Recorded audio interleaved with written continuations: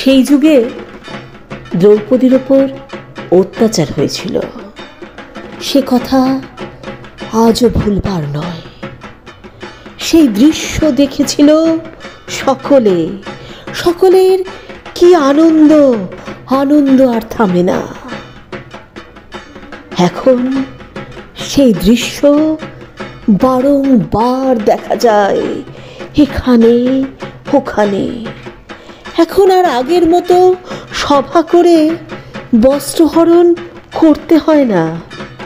এখন শহরে গঞ্জে গ্রামে সর্বত্র বর্তমানে দ্রৌপদীরা পড়ে থাকে এখানে ওখানে নগ্ন দেহে।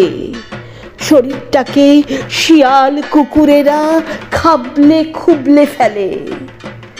ওদেরকে মানুষ বলতে ঘৃণা বোধ করে। তাই সকল দ্রৌপদীকে বলি, তোমরা অস্ত্র ধরো, তোমরা মা দুর্গার মতো প্রলয় আনো। তোমরা আজকের দ্রৌপদী, তোমরা সকল শয়তানকে ধ্বংস করো কালিকা রূপে।